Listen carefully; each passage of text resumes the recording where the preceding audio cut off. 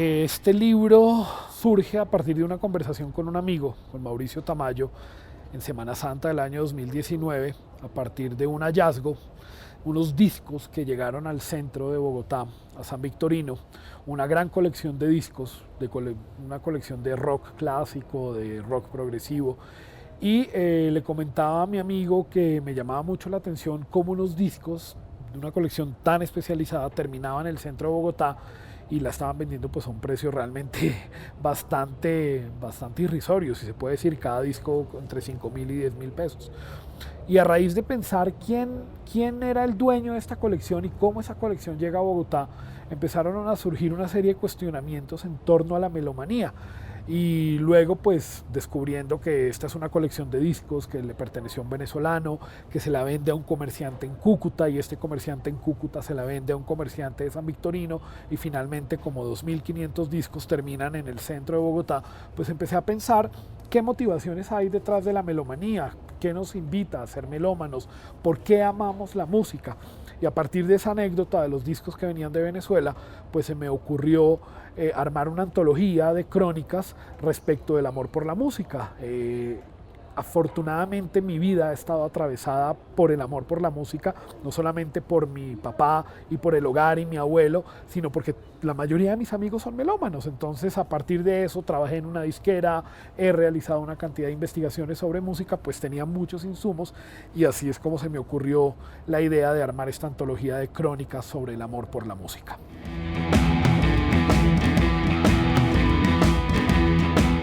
Bueno, hay varias historias que realmente llegaron de forma inusual, pero una de las que más me llamó la atención, sin duda alguna, es la del coleccionista de ópera, Andrés Delgado. Esta es una historia que está atravesada por una relación de él con mi mamá. Mi mamá trabajó con él en el año 79, mi mamá estaba embarazada, me estaba esperando, y resulta que años más tarde, por amistades que van llegando de manera inesperada, descubro que esta gran amiga mía es su suegro, es Andrés Delgado Mayarino, y yo le comento que estoy trabajando en este libro, en esta investigación sobre anécdotas, sobre la melomanía, y ella me dice, tienes que conocer a mi suegro, y cuando me da el nombre de su suegro, yo digo, pero yo a él lo conozco, él fue el primer jefe de mi mamá, y así es como llegó Andrés y nos reencontramos, así que Andrés me conocía desde antes de nacer, y pues me encuentro con una historia realmente fascinante del amor por la ópera. Esa es una historia muy bonita.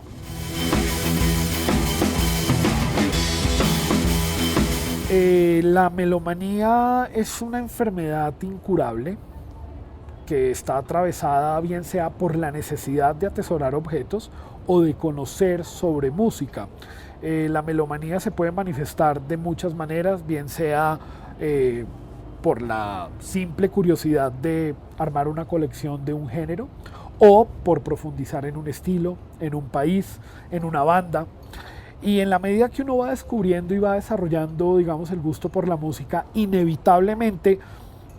puede que uno empiece escuchando rock progresivo a los 17 años, pero no necesariamente quiere decir que toda la vida vas a escuchar rock progresivo. Inevitablemente más adelante vas a escuchar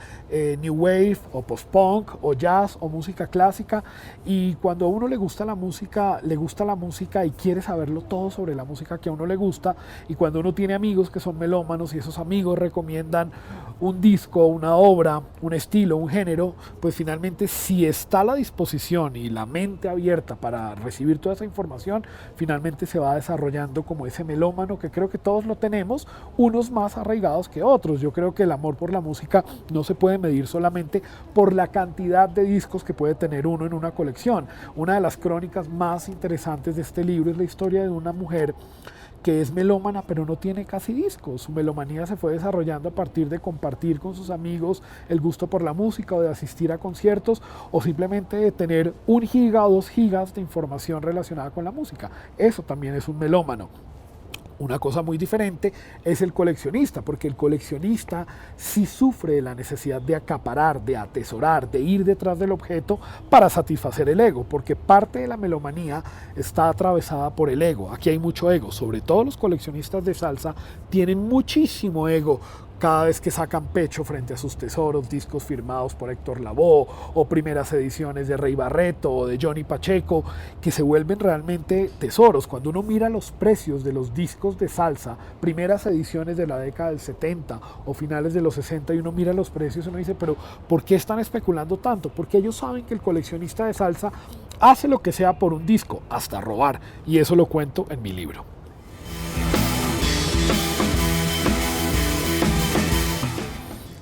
Hay varias historias favoritas en el libro, porque además están relacionadas por fuertes relaciones de amistad que hay. Hay varios de mis buenos amigos que están acá presentes, como Sandro Romero, como Eduardo Arias, como Jaime Andrés Monsalve, pero hay una historia que realmente tiene un componente emocional muy muy fuerte, y es la historia de Sergio Cosia, disquero argentino, dueño de una fascinante tienda en Buenos Aires que se llama Mondo Rabioso, y resulta que la amistad con Sergio Cosia pues está soportada o sustentada por la pasión que nos une la música de Luis Alberto Spinetta y sus bandas eternas. Y a raíz del amor por la música de Luis Alberto Spinetta empezó una amistad que se fue configurando desde el año 2011 con distintos viajes a Buenos Aires y que se ha mantenido de forma virtual en el tiempo, siempre con intercambio de información. Sergio también emprendió con un proyecto editorial publicado por Random House en Argentina, que se llama Los 138 discos que nadie te recomendó. Entonces, inevitablemente la melomanía nos une, y empecé a pensar cómo la figura de Luis Alberto Spinetta, que es una figura fundamental dentro de la historia del rock latinoamericano, porque el mejor rock que se ha hecho en español es el rock argentino. Andrew Loog Oldham dice que solo dos países diferentes, digamos a los Estados Unidos e Inglaterra, entendieron de qué se trata el rock: México y Argentina, y por eso el rock argentino pues tiene un nivel superlativo al resto del rock que se hace en el resto de países, tanto de habla hispana como en otras lenguas, ni hablar por ejemplo el rock en francés o el rock en italiano o el rock en alemán. Y entonces la relación con Luis Alberto Spinetta, cuando muere Luis Alberto Spinetta, lloramos juntos la muerte de Luis Alberto Spinetta, cuando salen las ediciones conmemorativas de discos o reediciones, siempre lo comentamos, y ahí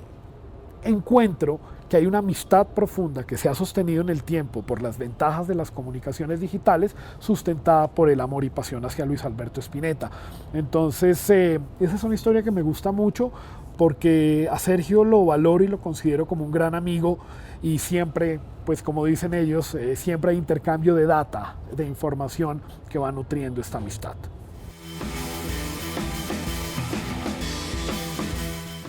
Hay varias historias que realmente me impactan en el libro, por ejemplo la de un gran amigo que finalmente vuelca su pasión por la música y casi que crea una fábrica de discos que finalmente después le da como el impulso para sacar adelante nuevamente su taller de cerámica. Creo que Ernesto descubre que tenía dormido un asunto que tenía que desarrollar nuevamente a partir de una necesidad de almacenar música. Esa historia me gusta mucho, pero hay una historia realmente que es muy muy triste, y es el destino fatal de una colección de discos, que finalmente pues una familia en una situación económica muy complicada, la esposa del dueño de la colección de discos, toma medidas desesperadas frente a esta colección. Un poco ella se quejaba que su marido todos los fines de semana iba a donde Saúl Álvarez a gastarse la plata en discos y compraba cajas recopilatorias de Pink Floyd, de Led Zeppelin, de los Beatles, de los Rolling Stones,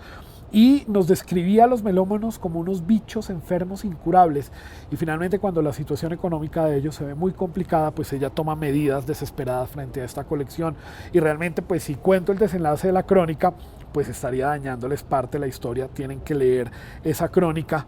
que finalmente son decisiones desesperadas que toma alguien frente a circunstancias que se salen de las manos. Finalmente, vender una colección de discos no va a resolver problemas de fondo de 1.000 millones de pesos, pero hay algo más ahí que se manifiesta frente al amor o al desamor por la música, porque finalmente la melomanía tiene lados A, felices, y lados B, no tan felices.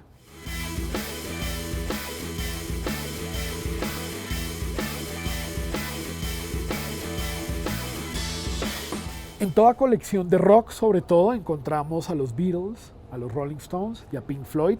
Los discos de Pink Floyd se editaron en vinilo, en ediciones colombianas, se hicieron acá en CD también, se importaban las ediciones inglesas y gringas y adicionalmente pues se hacían ediciones colombianas de los discos. Y es recurrente, de hecho cuando uno habla con algunos de los vendedores tradicionales de discos aquí en Colombia, como Camilo de Mendoza o Álvaro Roa de Tango Discos, y uno pregunta cuál es el artista más vendido en el año 2018-2019 en vinilo, siempre aparece Pink Floyd. La gente se desvive por comprar Dark Side of the Moon afortunadamente y no tan afortunadamente The Wall. Creo que la gente se está perdiendo de escuchar una obra mucho más interesante de Pink Floyd por los lados anteriores a The Wall y demás, pero está bien que se venda The Wall y que se consuma The Wall. Yo tengo mis reparos frente a la importancia de Roger Waters en Pink Floyd, pero finalmente me parece importante que la gente siga comprando música de Pink Floyd. De hecho, hace poco que salió el listado de discos más vendidos en el Reino Unido, en el top 10 aparece Dark Side of the Moon y eso realmente es muy gratificante. Así que Pink Floyd está en toda colección de gente que le gusta la salsa, la ópera, el jazz, y si le gusta el rock, ahí aparecerá inevitablemente Dark Side of the Moon.